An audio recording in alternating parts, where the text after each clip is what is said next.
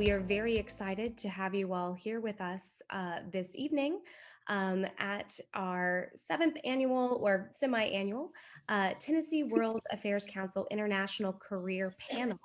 I have an esteemed lineup of women who have international careers here with me this evening. So I'd like to, for them to go ahead, turn on their cameras so that you can see their faces and the faces that you'll be hearing from this evening, right? Before I proceed to introduce our panelists, I first want to introduce the Tennessee World Affairs Council, the organization that is sponsoring tonight's event. The Tennessee World Affairs Council is a nonprofit, nonpartisan organization in Tennessee. It is dedicated to increasing global awareness. It does this from high schoolers all the way to retirees. And tonight's event, though traditionally focused on students, is open to everyone, including young professionals, anyone who is interested in looking at and hearing more about international careers. We are also incredibly honored and excited to have tonight an all-female panel for the first time. This is also the first time that we are going to be doing this event on Zoom. So if you have a little bit of grace with us as we work out the technical issues, that would be wonderful, although we do have expert technicians at the helm. One of the things that I just want to make everyone aware of is how this evening is going to be structured. Right? It's a little bit different than how we've done things previously in regards to in-person panels. So the way that this panel is going to be structured is from 5:30 to 6:30.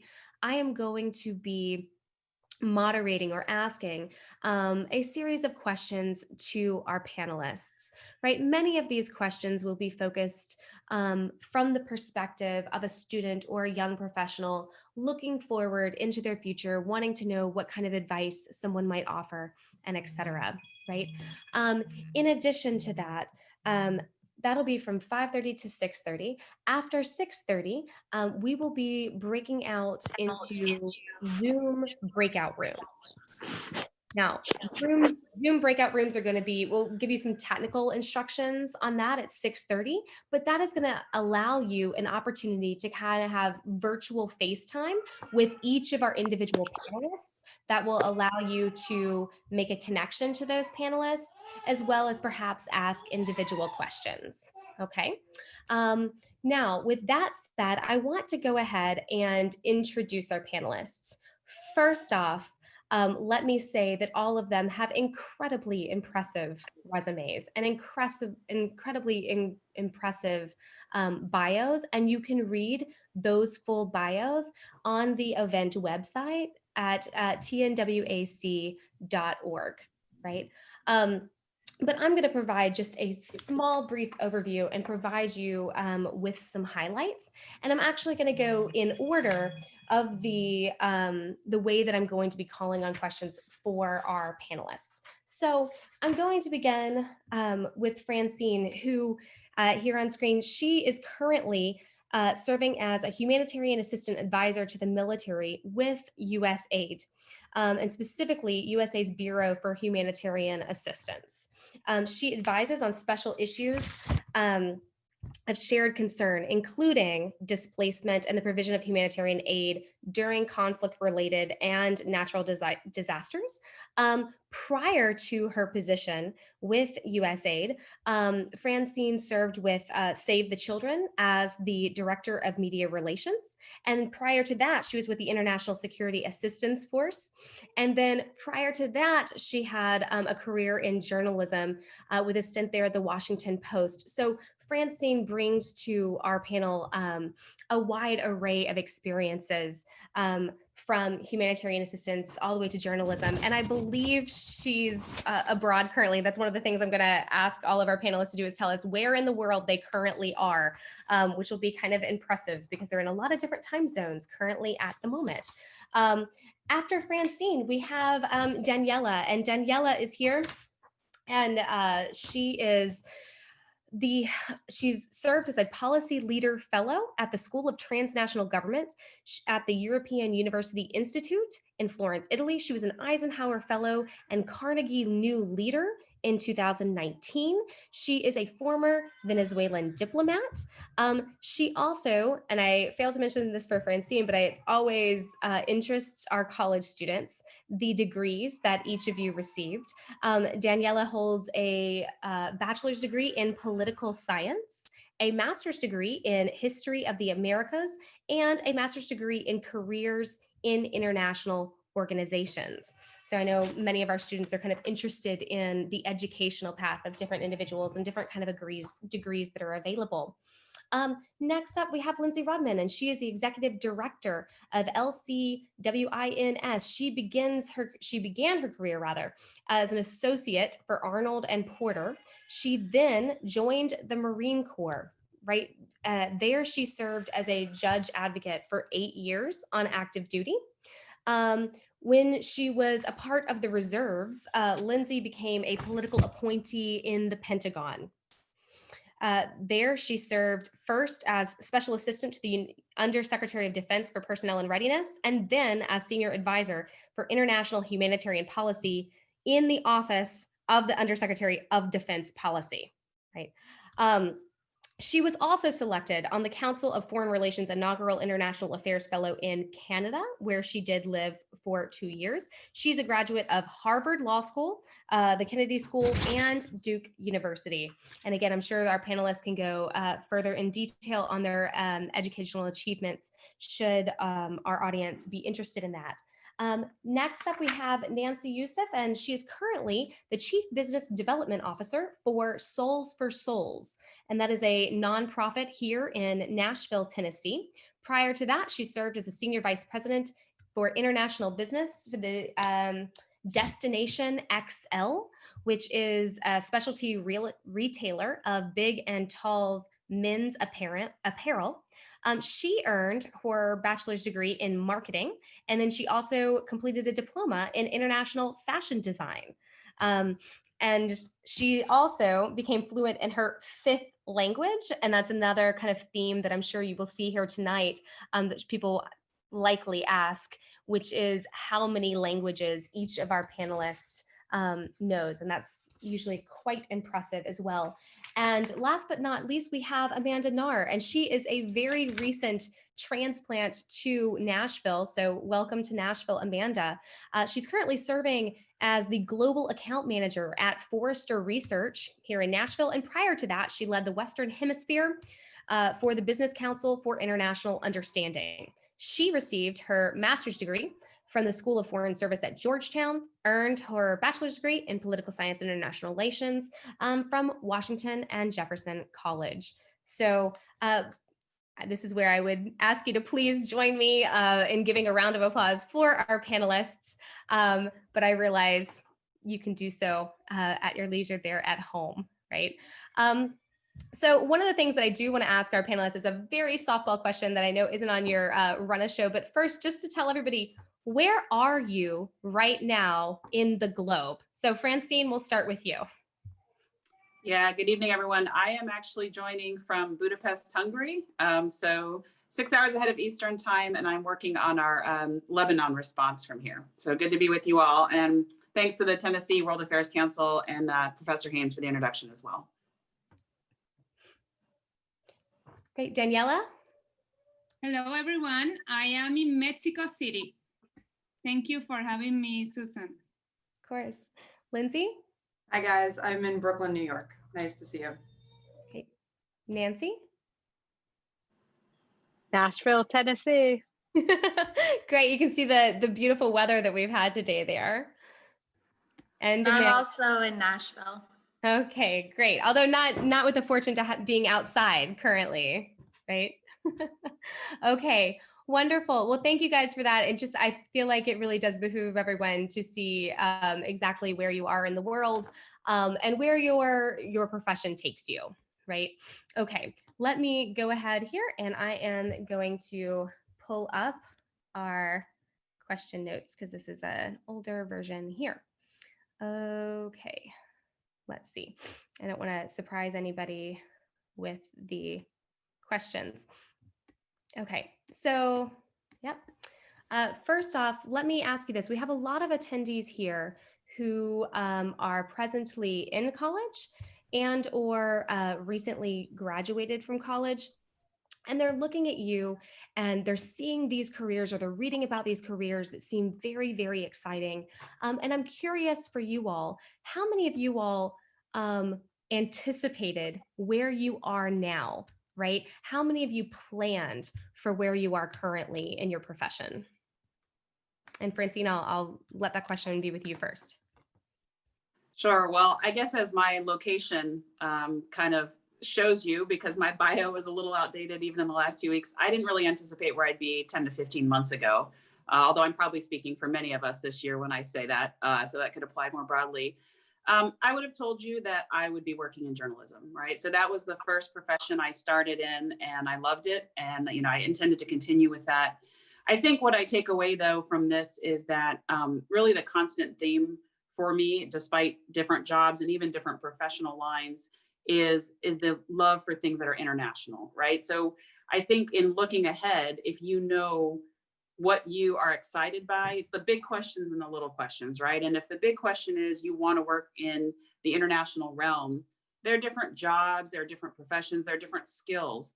I think what I found along the way was I took turns or exits really that I didn't anticipate. When I was at the juncture that many in the audience are now, in terms of being a young professional or a student, I had never even heard of my current employer, to be frank with you, right? So as you get experiences, you discover there are jobs and descriptions that you didn't anticipate. So, you know, what I would say is really differentiate between the big questions and the little questions. And for me, the constant was always wanting to be in a global setting. And then the jobs and the opportunities fit within that framework. And I'll I guess kick it over to Danielle. I know she's next to answer this question on the panel. Thank you, Francine. Well, in my case, I always had a dream to be a diplomat. That is why I started to study political science in my home country. And I was lucky. 15 years ago, I was working at the Ministry of Foreign Affairs in a very young age. So 10 years ago, I was thinking about being a diplomat.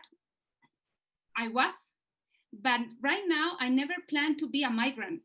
Always I planned to travel a lot, and I did, and to be living abroad, but not as a migrant. So, but it has been an interesting journey because I have been developed a lot of things as a consultant.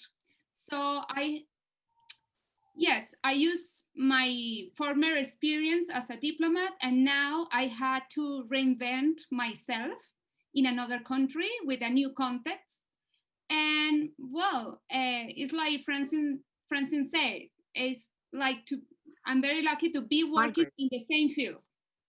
So well, about the question, I never dreamed about or planned to be traveling as a migrant. I was planning to be a diplomat, but the context in my country changed, and now I discover a new way to do the things. So that is the new way. So the next one is Lindsay. Okay. Gotcha. Thank you, Danielle. Yeah, so I know we're gonna do work-life balance in a little bit. I do have a little bit of a screamy baby situation on my hands, so I just apologize for that. And we're just gonna roll with it, and we'll make it a part of what I talk about later. But for the question at hand, so similarly, I think to at least Francine and Daniela, I knew that I had a passion for working internationally, and that was something that I don't remember a time that I wasn't committed to that in terms of just like really early on in my life. But over time, like, what did that mean and how would it manifest? It changed over time. So I thought initially, and I think as Francine mentioned, it changed because I started to learn what different opportunities were. So as a younger person, all I knew what was in the movies. So I figured I would be like basically Jennifer Garner an alias, because like that sounded cool and it was international. And I assumed that like maybe I could find a job that was a little bit like that, which of course is like not a real thing. But it attracted me to working internationally, right? I mean, the fact that I ended up in the Marine Corps, probably not surprising once you know that I was attracted to like that kind of a style of job, right? For me personally, a lot of people do have influences from the military early on in their lives, but I did not. I didn't have anyone in my life who was at all associated with the military until graduate school. And that is why I ended up joining the military after graduate school, because it was one of those things where like that felt like a good fit for what I wanted, but I wasn't exposed to it until later in life. And I think that's analogous to a lot of other experiences that people might have. I remember sitting on these panels when I was in college and graduate school. And the most annoying answer was, I got here through pure serendipity and I didn't plan for it at all. And the perfect person made the perfect phone call at precisely the right time. And I just got lucky and I have no idea how to tell you how to plan for things, because that's not actionable. There's nothing you can do with that information except hope for luck. And so I don't want to make that my story. I couldn't have predicted where I am right now, but I did always chase things that I had a passion for. And so I think if you told me 15 years ago, I was already out of college, but if you told me even longer ago than that, where I was today, I wouldn't have been able to predict it. I probably wouldn't have like pulled the bingo card on that one, but I think I'd be okay with it. Like, I think it'd be like, oh, okay. Like that sort of fits with some of the stuff that I know that I'm interested in. And that seems like an interesting step. And, I'm excited to find out what I do 5, 10 years, 15 years from now. So yeah. And I think after me is Nancy. Thanks, Lindsay. All right. So much for saying it was serendipitous. It wasn't, I guess. So, no, my career was interesting. I mean, not dissimilar. So growing up, naturally, international was a big part of my life. My background is my parents are immigrants to the US, but we ended up moving when I was 6 months old. And so grew up in Europe, grew up in the Middle East, grew up in Asia. And always in the back of my mind, I was going to continue that trajectory of international. It took a little bit of a windy road. I actually started as an investment banker who wanted to be a retailer. No one wanted to hire a finance girl in a merchandising role. And so I had to pivot, which is how I ended up in design school. And so finally somebody hired me to do something that was fun in the retail world. And I ended up on the international side of retail for most of the time. Had you asked me 10 or 15 years ago, was I going to end up in an NGO role on the international side? Maybe, but in all honesty, probably not at this age. I thought maybe like 20 years from now on the retirement cycle. Certainly not in this phase, but it's phenomenal. But always, I think the common thread certainly was international for sure. Hey, Amanda. Yeah, I guess I'm up. So I'd echo a lot of what everyone has already said. I had an opposite experience though. Growing up, international wasn't really in my thread. I actually, I'm from a small town and I didn't even travel abroad until I was 18. And I think that actually spurred curiosity. And I've heard that from a few of my cohorts as well. They grew up in middle America or somewhere. I was from Pennsylvania, and I was just always very curious about other cultures. And I think that fed my interest. And 10, 15 years ago, I didn't know any of the careers that I've had existed. I thought that it was like, you go on an ambassador track, or I had no idea that there's such a breadth to this world. And so I'd say something that really helped is actually not only following opportunities, even if you're not sure of where they might lead you, and just taking different opportunities as they come, but also closing doors once something isn't a good fit. Like Francine, I'm not a journalist. I'm not a strong writer. It's not one of my passions. And so shutting that door when I realized that wasn't a good fit for me, and then being able to angle myself in a different direction and pivot has always been helpful when steering my career. Great.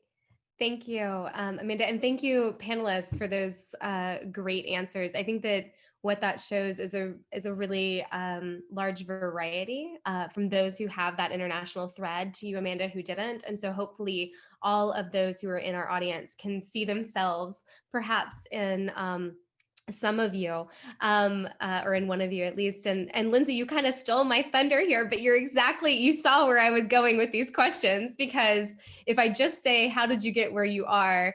The serendipitous answer is something that comes across all the time in these panels, so I have to combat it somehow. So the next question is just to push you guys just a little bit further, right? To ask, in what ways can people plan? Right? So the people who are in our audience, they probably vary in their age and in their experience, but something is interesting them about an international career. Something is of interest. That's why they're here tonight. And so what advice can you give to those who are just starting their career, about to start their career, wanting to switch careers? How can they plan? So Francine, I'll have you up first. Sure. Yeah. And, I think I would answer that in two parts. The first is, if there is a specific skill that you know that you will need, right? Getting a law degree is easier, 20 years earlier than to decide that midway through your career. So, obviously you want your doctors and lawyers to have gone to medical and law school. I can't speak to that as well. I majored in history, so I finished my education, frankly, with no quantifiable skills whatsoever. So I'll get to the second part of it, which is the more broad thing you can do, and that is go. With the asterisk, don't go right now, because I don't want to give bad pandemic advice. But I think that no matter which of the professions, the things you're already hearing from all of us as panelists is that international experience. And it doesn't matter which job function you are applying for. I've looked at a lot of resumes and applicants, for jobs in various roles I've had. And the thing that stands out is, you studied abroad for a semester, and not to generalize, but sometimes that can be easier during your educational years than it is later in your career. So to go and to do an internship, which I know we'll talk about, learn a language. I'll be very frank with you. This has held me back, is the fact that, my business fluency in a second language is lacking. If I could go back in time, I would take the opportunity to go abroad, spend a year, at school, and get one and have it to be really at a level of fluency that you can put that on a job application. Those skills will help you no matter which way you branch out, and the many directions that you can take these careers. One thing that anybody can do if they have even a vague interest in an international career, to say nothing of the life experience, is use this time, or sometime in the hopefully near future when it's a little safer, to go abroad, to go everywhere, go to different continents. There's people who had no experience in a certain region who went and studied and fell in love with it, learned the language, and 10, 15 years later, they're a specialist. And I think, our moderator can attest to that as well, right? So that's my main piece of advice that will stand you in good stead no matter what path you choose later on. And over to you, Daniela. Yeah, well, from a psychological perspective, I can say be prepared to deal uncertainty and develop resilience, no matter the field. You have to be prepared to deal with uncertainty. Also, from a more technical perspective, if you are interested in international affairs, you have to be very well informed. So you have to read a lot, and I advise you have to write a lot to develop how to make your point to others. And well, languages. I am not the best example because of my accent, but I just started by doing the easiest: Portuguese, Italian, French, and the last for me was English. I could, if I go back, I could change that in my case.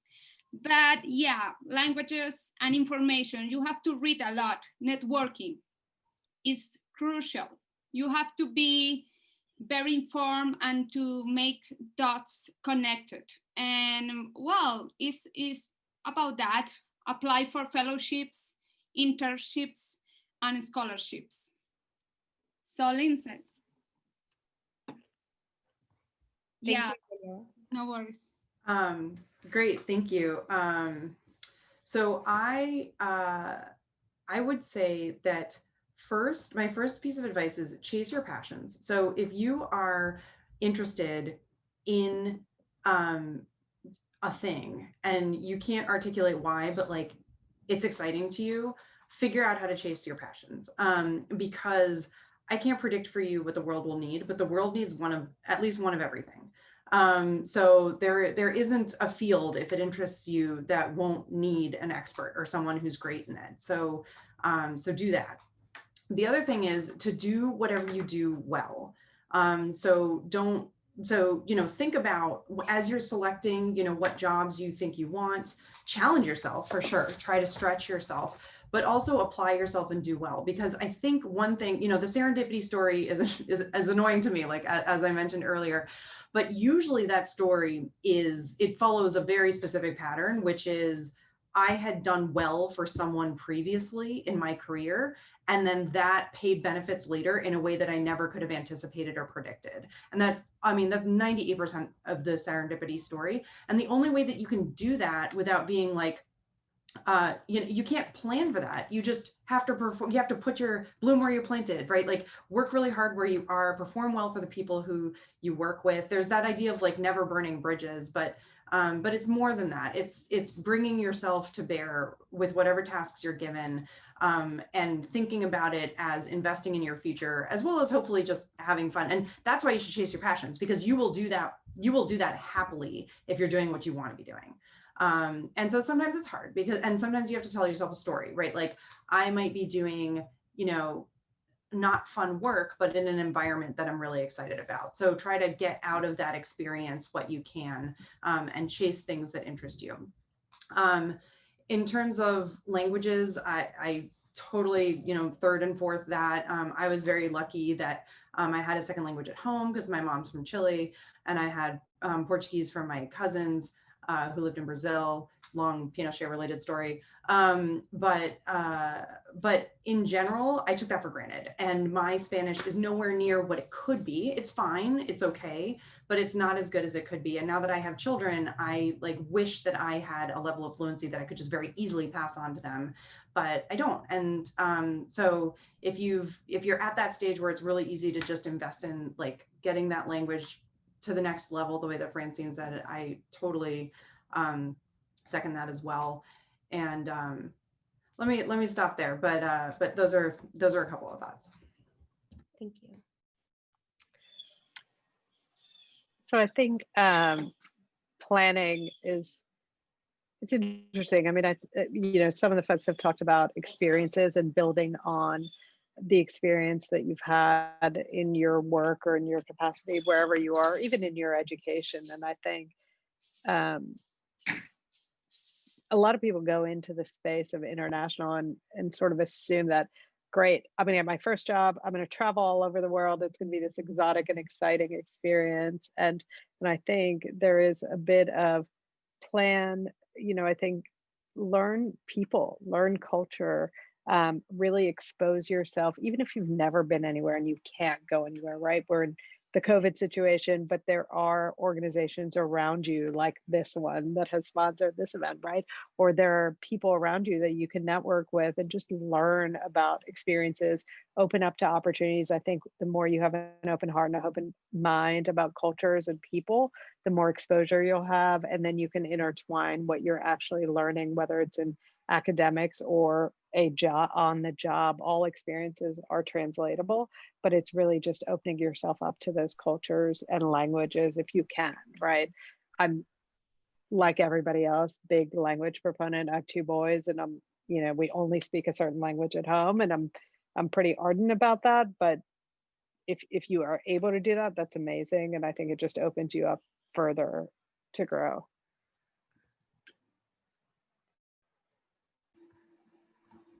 I'd echo a lot of what people are already saying. I think that the first step in planning is doing what you all are doing by attending events like these. I think that just educating yourself on different fields, having those informational interviews and soaking up as much information as you can is extremely helpful.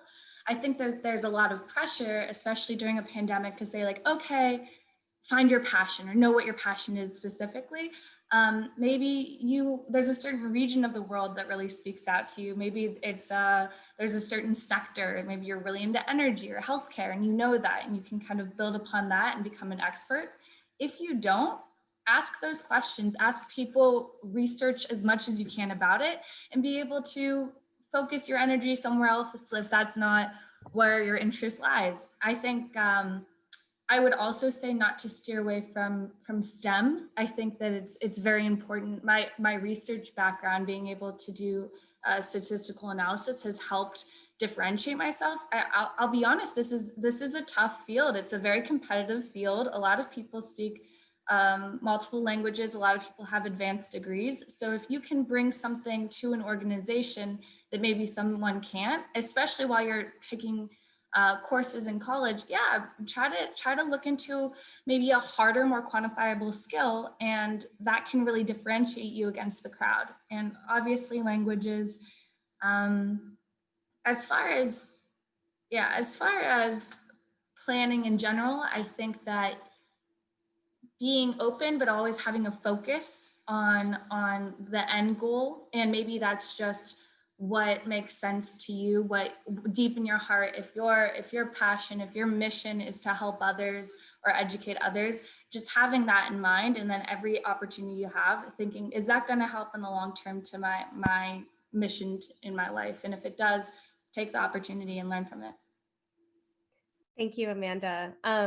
I'll also just kind of build off of that, which is, as Amanda said, like, don't fear something like STEM. Don't be intimidated. I would also say don't be intimidated by language, because that can be intimidating if you didn't grow up with another language in the home or whatever have you. And also don't write it off. This is just from my perspective. Don't write it off if one doesn't click, another one very well might, because they can be really, really different. Like, some are very similar. For me, I cannot do Spanish. I don't know why, but Chinese clicks. I know that doesn't make any sense, but it does in my brain, because Chinese is just easier. So I would just say that, play with it and see which one you might, you might gravitate towards, or your brain might just be better suited for. In addition to everyone mentioning language on the panel, there were several questions in regards to internships. But first, I want to make a point, because I forgot to do this at the very beginning. If you have a question and you are among our audience, we don't have a Q&A feature here, but we do have the chat box. So if you want to put your question to everyone in the chat box, I will read that. And I will either consolidate certain questions for our Q&A period, or if it's appropriate, I will mention that question or ask that question during our conversation here. So I want to let everybody know that that option is available to you, and you can go ahead and type as you feel free. And with that said, I'm going to keep kind of going through these questions, which is, everybody had mentioned internships. And this is usually the very first question that students ask. Things look different with COVID-19. We all know that. But I still want to see if any of you have particular opportunities that you might want to highlight, like internship opportunities offered by your particular organization, or perhaps you know of an organization that is offering internships right now that students can look into. And Francine, I'll start with you. Sure. Yeah. So, USAID does have them, and I was looking through, and anyone in the audience can as well, on the website. The good news is it's a little bit of a longer lead time. So I think that's something that certainly people can apply for. I would also, encourage people to look at some of the smaller organizations, whether they're field-based or, domestic or abroad. I think, working in this environment, there is that opportunity to maybe dig into things that wouldn't be as easily accessible. I found that sometimes interns that are working in a smaller office or a more field-based thing are able to get much more involved. And I would say too that, some of the other panelists have mentioned this, but for internship, whether it's during the pandemic or in general, it is also an opportunity to explore. So don't pigeonhole yourself and say, this is a notch whereby, I will show someone in the future that I'm qualified to do this exact thing. I think, resumes are as much an art as a science. And so if you think you might be interested in STEM, or you think maybe for you Chinese would come naturally, use an internship to try those out. You know, and know that there's experiences that will still benefit you and teach you something, even if they're not necessarily going to lead to a job with that specific organization. You know, I remember interning in marketing my first year of college. I had a great time. It was a radio station, and I did not go to marketing after that, but it still kind of helped me understand different facets of communication and what was out there. So certainly USAID does, but I would just put in a plug for some of the places where you'll maybe be able to do more, particularly since we're in a remote environment for the time being. And over to you, Daniela. Yes, well, I am part of Magnolia Foundation. It's an NGO who is based in Princeton in the US, but also in Colombia. The objective is to help vulnerable people who have been affected by the conflict in Colombia. And yeah, we have open doors to receive interns. If you are interested, I will share with you our webpage, and you can visit us and we can discuss an internship. Yes. Cool. I'll go. So LCWINS takes one fellow each semester. We have our fellow for this semester. We'll put up applications for next semester, and you can check our website for that.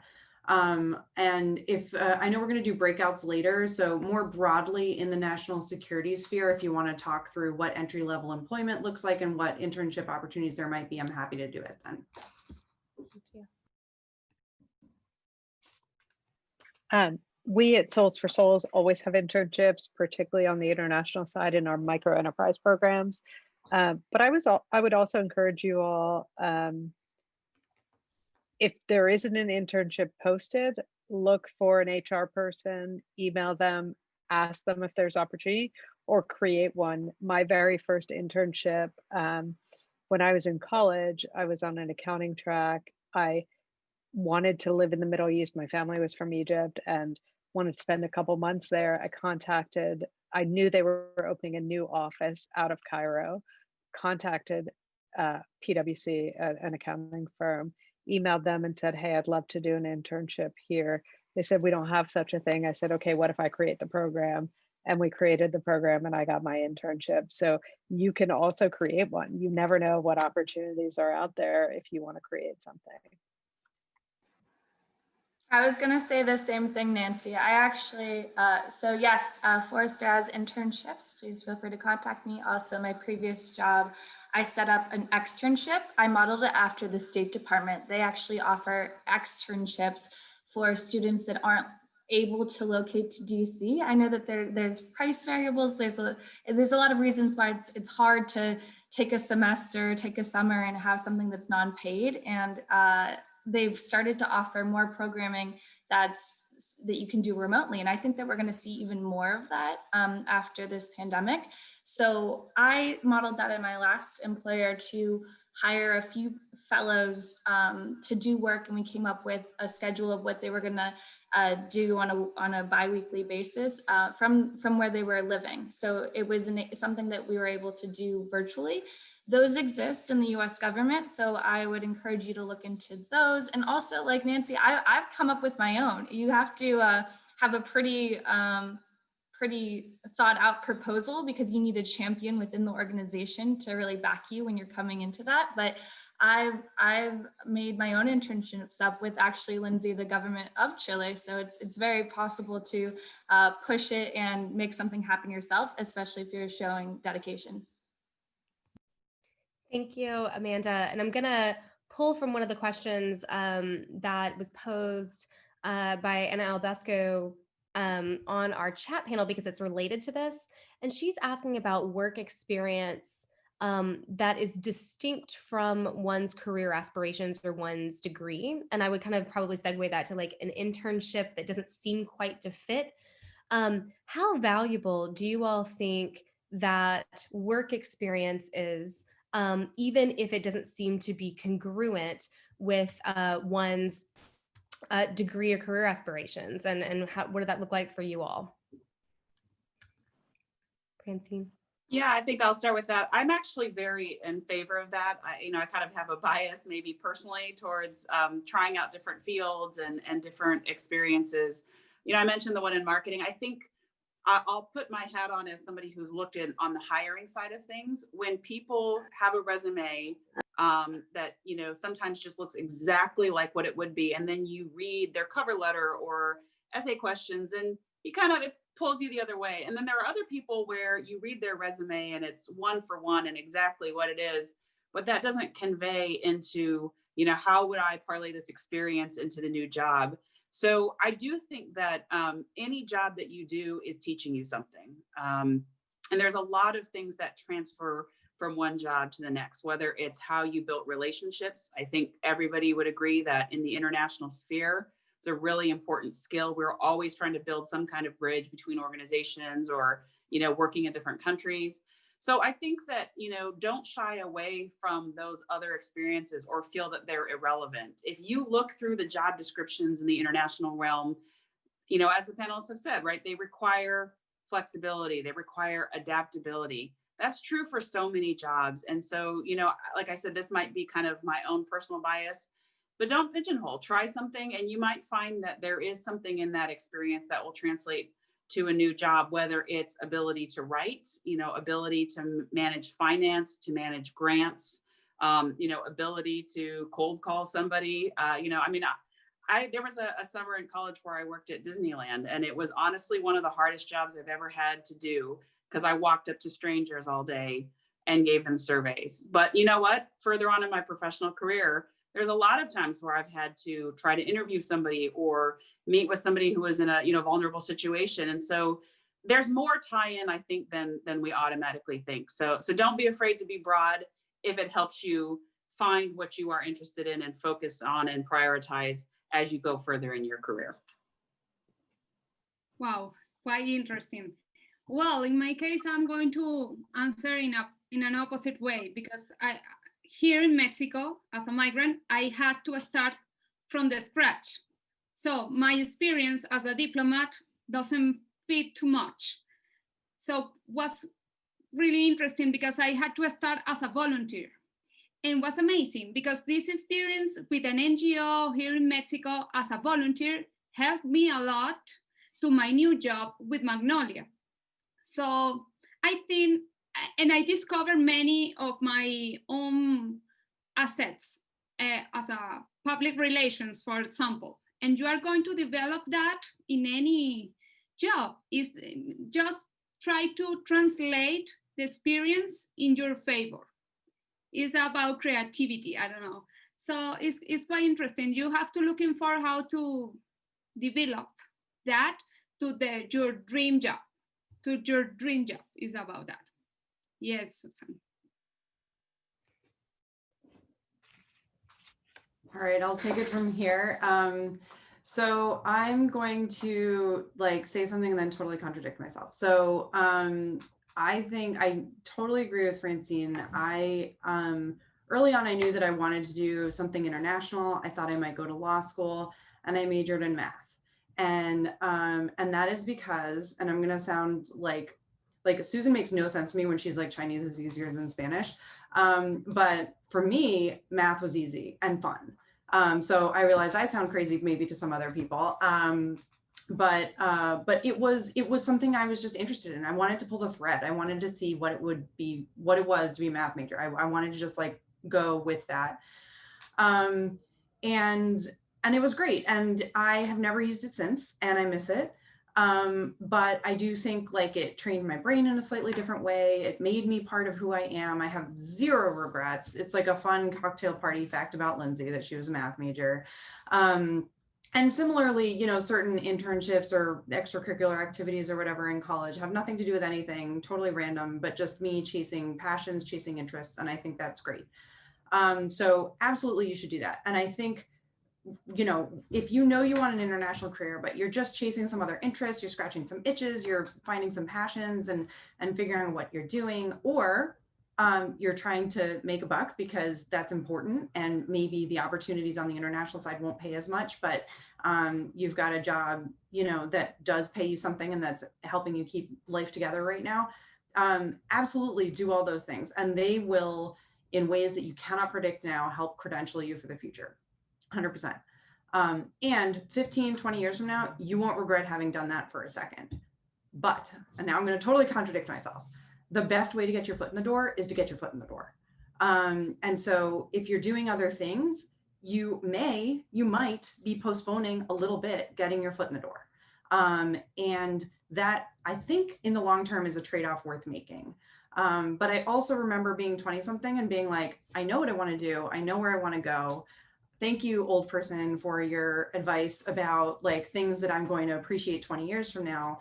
But I'm worried about getting my foot in the door because I know what I want to do. And if the best thing to do, if I want to do A, and I know I want to do A, and I'm nervous about never getting to do A, the best thing to do is do the most A-like thing you can do now.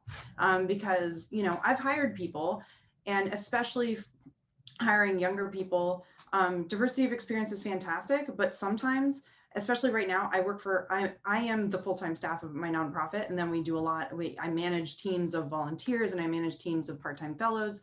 Often I'm looking for people, I don't have the bandwidth to like experiment with people who sound like they might have potential. Sometimes I have to just hire the most qualified person, which means like the person, even at a very young age, who has somehow figured out how to work at a nonprofit before and have some exposure to the national security field.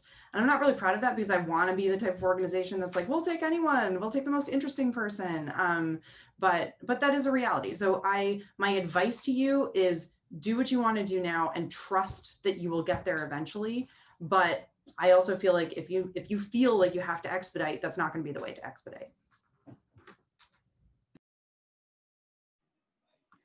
I think from my experience and from what I've seen, and again, mostly on the retail side and, you know, accounting and investment banking, so take it for whatever it's worth. The investment in people and in new graduates is really about passion and purpose. And I think Lindsay talked about that, and everybody else talked about try things out. I mean, you know, you have the opportunity now, but I also think we're in a different world, and people can pivot throughout their careers. You don't have to be stuck on one path. And so I think if you try what you want to do, if you're passionate about it, if you're excited about it, you're going to learn something from it, and you move on. And then you go, okay, I scratched that off. I think it was Francine that said, well, I tried the marketing thing. I realized, nope, that's not it. So moved on. I was the opposite. I tried the accounting thing. I became an auditor. Nope, that was not it. And I moved along to the other side, right? So I think, you know, you can check it all off. And as you grow, I mean, we're in a world where you can pivot and you just take your skill sets with you. And that's what you learn with the opportunities, internships or jobs.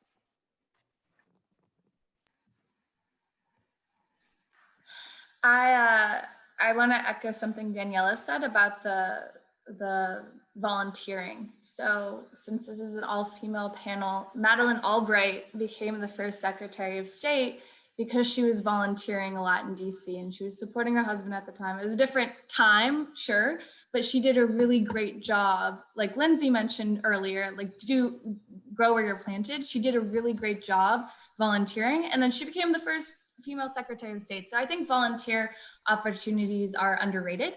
And I think that if you are pursuing something for the purpose of a paycheck or just to get some life experience, there's no reason not to volunteer and still stay true to your passion in a different way. And I would also say that I've been a part of the interviewing process with a lot of young people.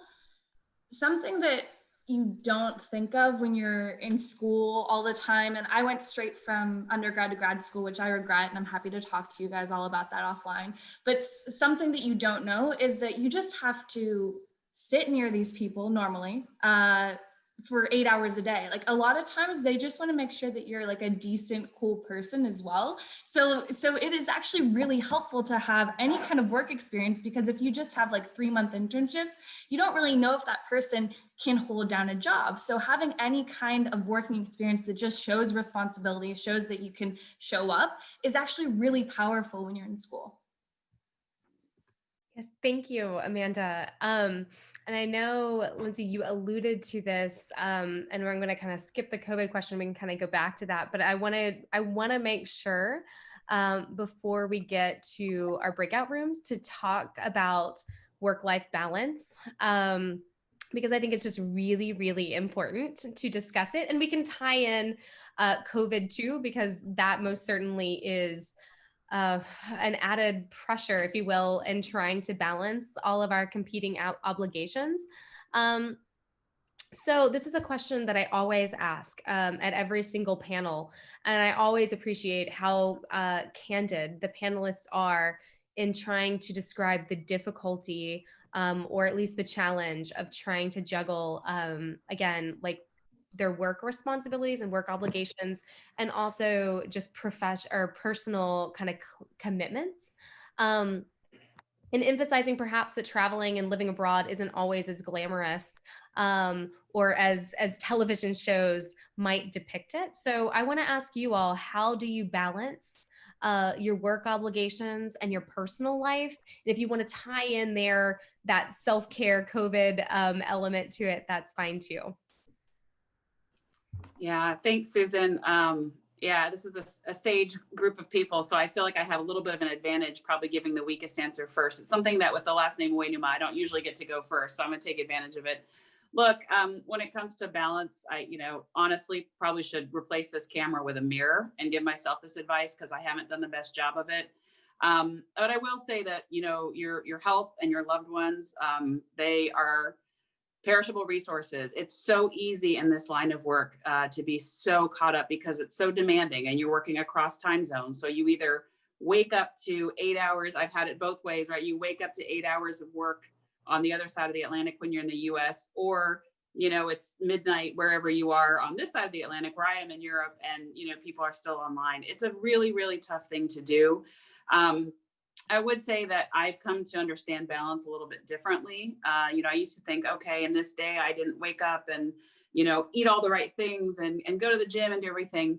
I think it's a long-term approach, right? There are times where you are going to be on the road and you're going to be throwing yourself into a project, or in our case, we do disaster response. So an earthquake or something that's just very intensive, but giving yourself time to recharge. I will tell you that I do regret not doing that, over the past 15, 16 years of my career as much as I should have. And as you mentioned, it's not always glamorous. Jennifer Garner, when she was an Alias, she never got jet lag, right? So finding a way to take care of yourself. And again, I don't want to be hypocritical. I should look in the mirror and say this, and I'm sure others have found a better balance. But just knowing that balance doesn't look the same for everybody, but know where your priorities. The work will always be there. I think, like I said, your loved ones and your health, those will not always be there, but the work is endless. And in the environment we work in now with COVID, it's kind of a, do I live at work or, work where I live? It's just never ending. So finding a way that works for you. And that's not the same for everybody. So don't beat yourself up if, you're jet lagged and you didn't wake up and, do some kind of facial mask and eat every nutrient. It's finding something where you can do what you love to do, maybe do it at a fast pace, maybe be on a plane, but then recover and replenish and have those times. You might miss a holiday, but you might make it back for the birthday. And that's how you find your own stride, and just knowing that it'll be different for everyone. Well, I am with you, Francine. Well, traveling and politics are my passion. So it's part of this package, and I am very well with that. I don't regret with my travels and how I developed my career. I am a little bit workaholic, and it's okay. So far it's fine because I don't have kids, not yet, but it's because of that. It's not a big deal right now. So no problem at all.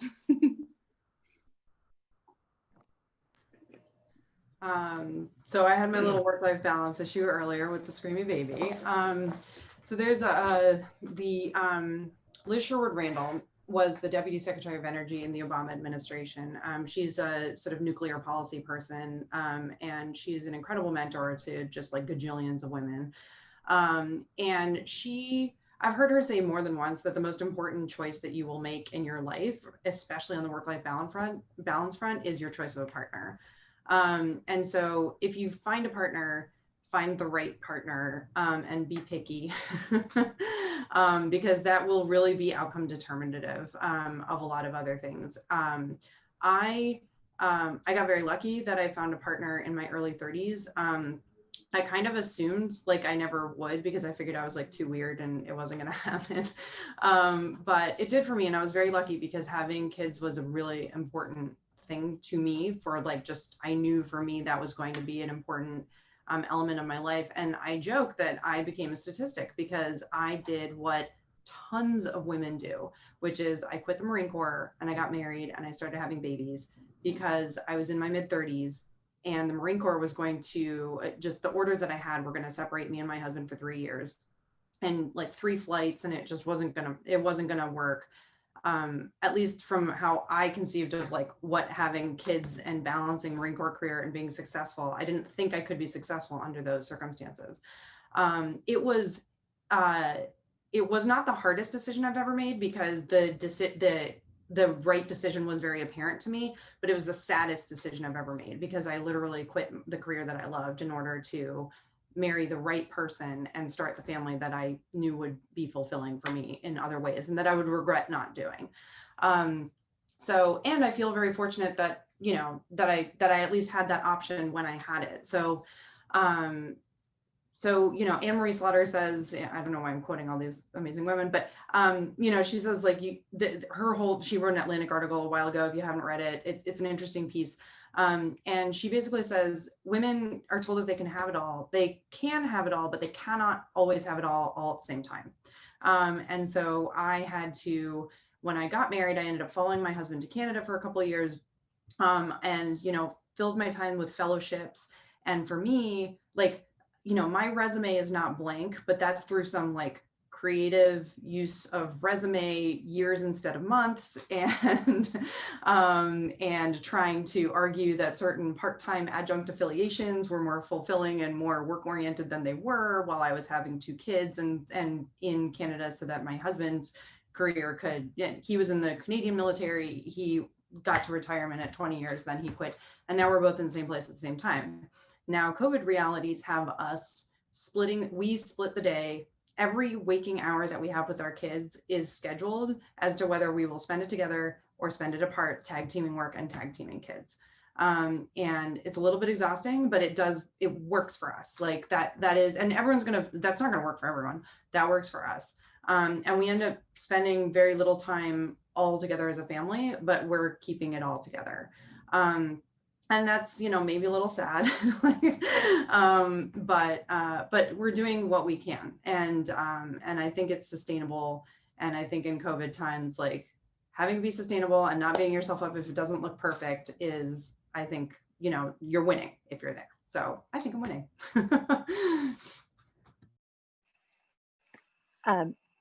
Just sort of by way of background to give you a little bit of insight into my world. 2 boys, age 16, 13, husband, 2 cats, and a dog. We have moved all over the place. I've spent the bulk of my career for the last 15 years traveling globally 85 to 90% of the time. I was able to control the travel, so they traveled with me. It became our lifestyle. My husband is also multicultural, and so to the point of a great partner for sure. But I think most importantly, it's about knowing that you're not going to do everything perfectly in one day. You've got to choose your lane that day. Is it going to be work? Is it going to be family? Is it going to be your pets? Is it going to be you? Whatever it is, choose it. And that's what you're going to be awesome at that day. And the next day, maybe something totally different. But we have to come to the reality of you can't do it all. You're going to miss a game. I just missed my son's first tennis match ever. And 10 years ago, I would have been like, oh my God, it's the end of the world. I've ruined them. I don't know what's going to happen. Today, I'm like, he doesn't care. He remembers that he went to Turkey last year and it was the best trip of his life, right? Like it's balances, and you just have to look at the big picture and not get caught up in the moment of it. And so that's what I would say is probably the most important. It's day to day, but big picture, if there are people looking at you, they're looking at you for what you're achieving, not what you missed.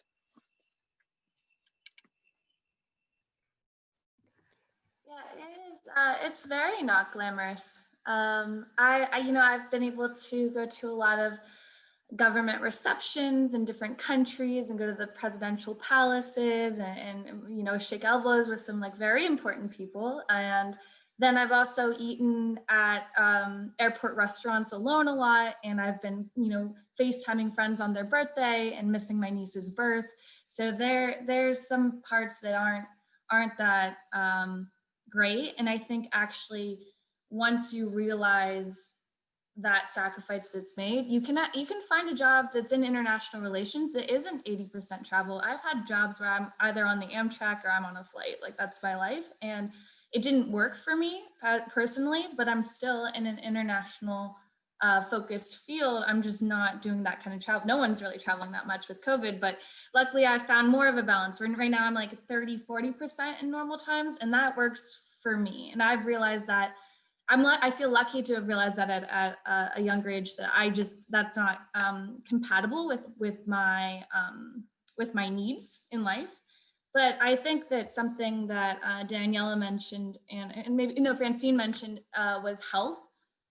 Huge, not to lose sight of your own sleeping tracks and eating proper, especially if you're moving around a lot. That's something where it gets lost. And I think that I've seen a dad was on a trip with me, and we were in Brazil for the week, and he went home for his kids' soccer game over the weekend. And then I just bopped over to Argentina. So I was, you know, in town for the weekend and having a blast, but he made that dedication to go home, came back to Argentina, but then had some heart issues. He's fine, but just had a little bit of heart issues because he was taking care of his work and his family, but not himself. And I think that that's just a huge stress that needs more attention, is that in this kind of field, you need to make sure that you're eating proper and that you're exercising and that you're sleeping well. Very basic, but needed. You're like a baby. Yes, but thank you for mentioning that, Amanda, because I think that sometimes, like those very basic things, perhaps people don't realize how they can just get lost amidst really, really busy lives. And it's still a very important thing to consider. With that said, it is 6:33, and as I had discussed at the outset of our conversation, this would be the time in which I'm going to encourage our audience to enter into breakout rooms. But I want to kind of preface this conversation for just a moment, because I know that there are lingering questions that are lingering on the chat box. So let me say this. What's going to happen is that each of our panelists are going to go into a breakout room. If you haven't experienced this before on Zoom, think of it like we're in a convention center and each of them are going into a separate room, and you have the opportunity to go through that door, say hello. I promise they're not scary. They don't seem scary to me. I think everybody seems quite personable. I think everybody's going to take your questions seriously and really give intentional thought to answering them. So I really encourage you, if you're a participant tonight, not to just bop off, but really use this time, just like all the panelists told you, use this time to make connections and ask further and individually. And with that said, what's going to happen is they're going to go into their rooms. So panelists, you guys can do that now, but I do want to say before you go, thank you all so much for being here for tonight and for sharing your wisdom. It's just been a really big pleasure to hear from all of you all. So.